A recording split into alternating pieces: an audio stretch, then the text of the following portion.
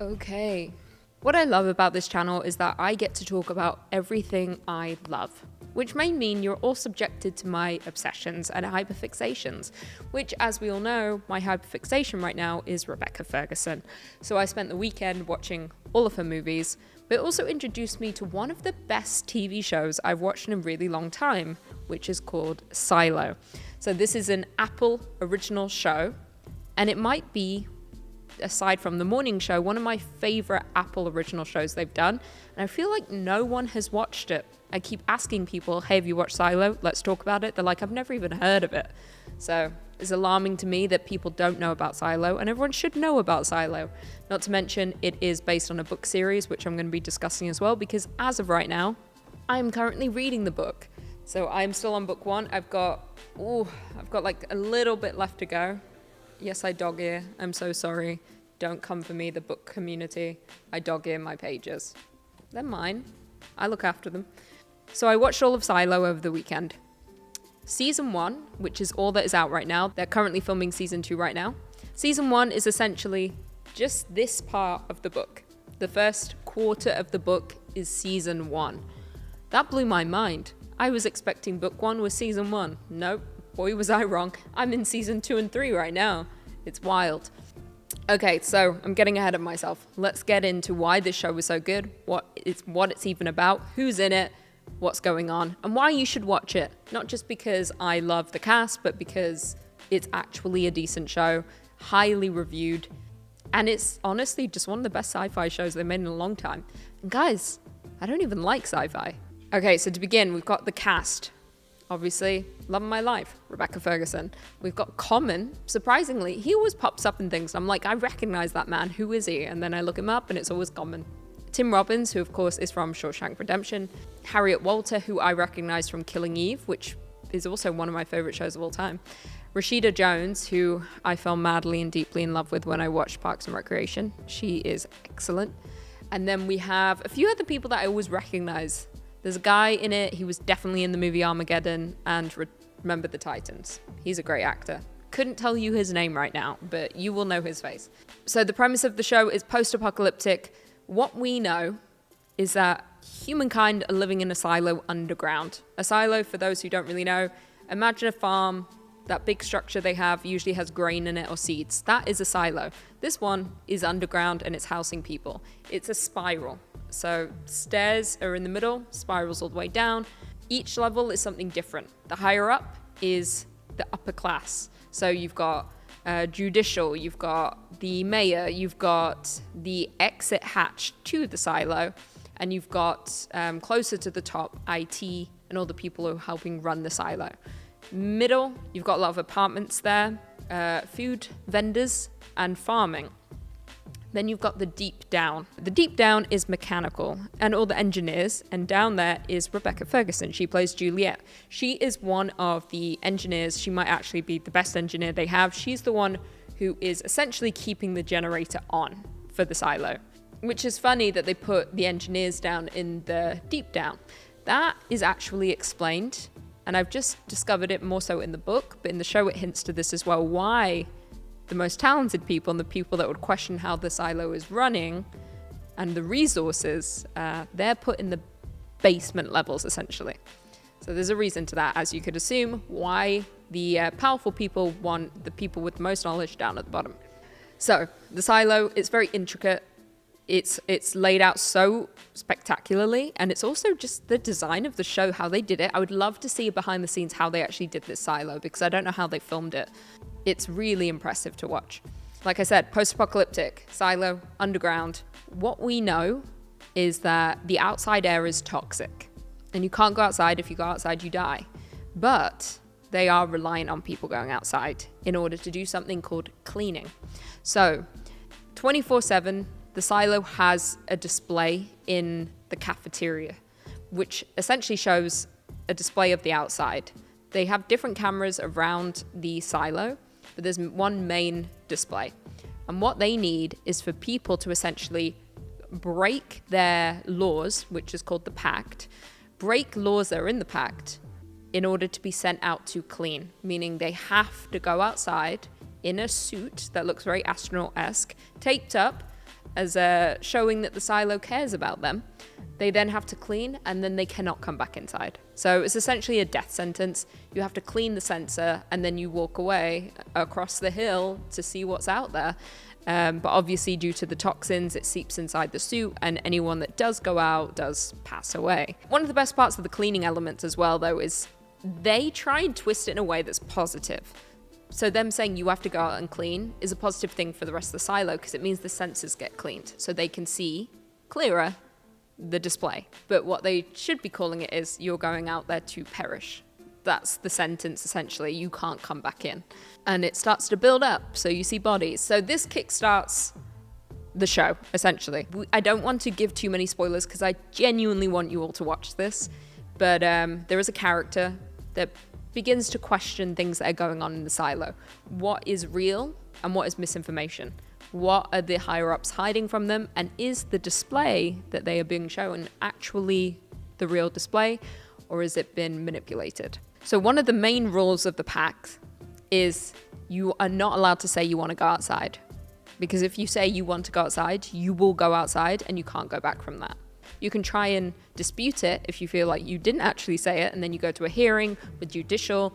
And as we know, as the show progresses, judicial and the people, especially security, who are running judicial are a bit corrupt. So I have a feeling you will always have to go outside. Essentially, the people in the silo believe these rules are in place and the higher-ups are there to protect them from the outside. They believe they have their best interests at heart 100% of the time. But if you know anything about politics, you'll know this is not true. So like I said, the world outside that's being projected in is a barren wasteland. It looks rotten. It essentially looks like any post-apocalyptic film. It looks like a war has taken place and we don't know what's happened. What we do know is that the people in the silo, you've been there for 140 years. So they have built lives there. There are many generations of people inside this silo. So the biggest part is you would think there would be history. Someone knew at one point what had happened. No. Any history or something they call relics from the past, it's against the rules. It's against the law to have a relic. Anything that could give you information about the silo, why it's there, or any history to the outside world, it is illegal. You'll be sent out to clean. There is no history. The history is the silo. All they know is the silo. So it is frustrating as you're watching, knowing you almost have more information than the people in the silo as to what is exactly going on. And it's so frustrating to watch. You just want to scream at them like, I know who's corrupt and dirty, and this is why they're hiding it. So like I said, the show is based on some books by Hugh Howey. It's a trilogy, so I can't wait to see how they unfold. Like I said, the season 1 of the show is just the first quarter of book 1. The show actually does a great job of hashing out more of the characters, because I actually felt I started the show first and then started reading the book. I felt the show did the characters justice by telling us more about them. A lot of the time in that first quarter of the book, some very key characters in the show are brushed over quite quickly, and you don't really get to know them very well. And then in the show, they really explore them more in depth, especially one event involving Juliet. So essentially, the premise of the show as a whole is something. That's the premise of the show. This all might be spoilers, actually, so I don't know how much I'm supposed to say. But Juliet, who's an engineer and works in mechanical, she is suddenly thrust into the upper, and she is supposed to be the new acting sheriff, and she has left the badge. No one understands why Juliet, because there is no reason for her to be in any form of power other than working in mechanical. But we later know maybe there were some other people higher up, especially in the sheriff department, who wanted her because she was questioning certain things.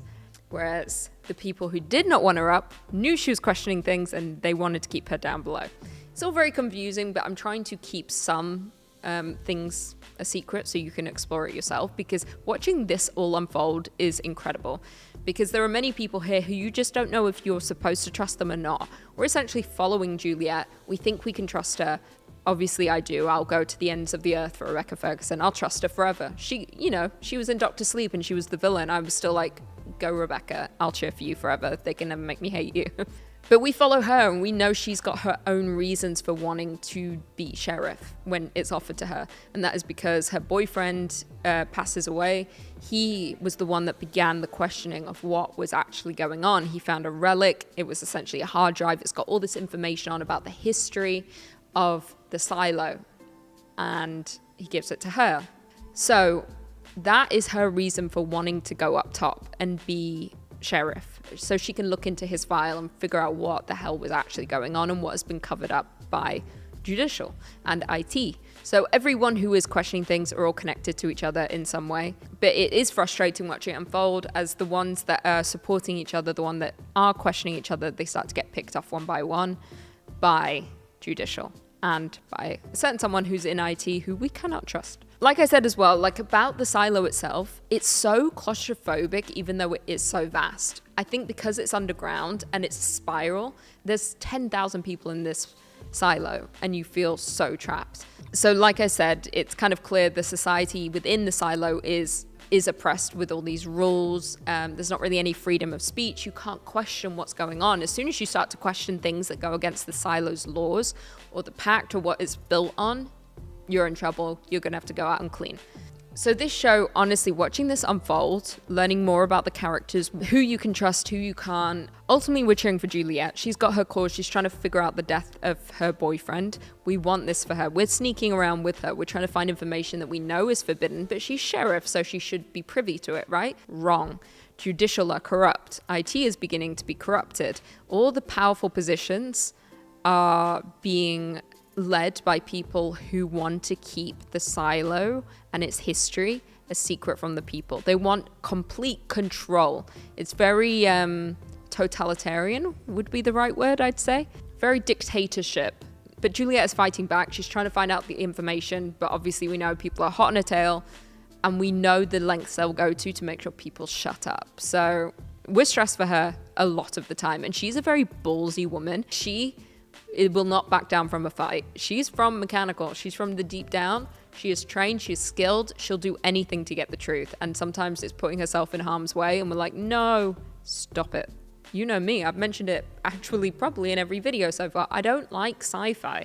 Not really. There can be sci-fi elements to a show like Stranger Things. But the main themes aren't that it's sci-fi. This show is sci-fi. I will say in the past I loved the show Firefly, which was surprising to me. But this is like the first show in a long time that's like, I guess it's more dystopian sci-fi. It's not aggressively sci-fi, but it is post-apocalyptic, dystopian. I love it. It really captivated me, regardless of who was starring in it. But Rebecca Ferguson definitely helps. So it's certified fresh on Rotten Tomatoes, which is a great sign. I believe it's 8.5 out of 10 on IMDb too. And I should preface that I watched the show for Rebecca Ferguson, as I said. I do, though, think she is incredibly underrated and underutilized. It's only now that she's been in Dune and Dune Part 2 that people are really giving her the credit she deserves. She's an incredible actress. Seeing her in the Mission Impossible movies and Doctor Sleep, I still to this day believe Doctor Sleep is her best performance, and she did not get the credit she deserved. Her as Rose the Hat is insane, very chilling, and she does an incredible job, but always I still root for her because she's the best character. The end of season 1 really leaves you wanting more. It's a great final episode with more questions being asked than answered. You're never quite sure what is going on. You are left with quite a cliffhanger as the last shot of the season is shown. I can't say what that is, but it is very shocking. So definitely check out Silo. I really recommend it. I think everyone will love this show. It is so captivating. It's action-packed. It's got a bit of romance. It's a great political drama as well. It's non-stop. I'll say it starts off a bit slow, but that is so you can get to know all the characters, their motivations and where they're coming from. Although I'll say episode 1 there is a lot going on in episode 1. Definitely give it a shot. Let me know in the comments below if you have watched it, if you enjoy it, and if you are going to read the book too. Let me know if you want me to give a full review once I finish the trilogy on these books, because they really are excellent. I can't put the book down. All weekend, all I did was stay inside and read this book because I can't stop. I need to know what the hell is going on. Season 2 is filming right now. I think it's supposed to wrap in May, so I imagine 2025 we'll be getting season 2 of Silo. I, for one, can't wait. definitely watch it. Let me know what you think, and I will see you in the next video. I don't know, none of this is making much sense.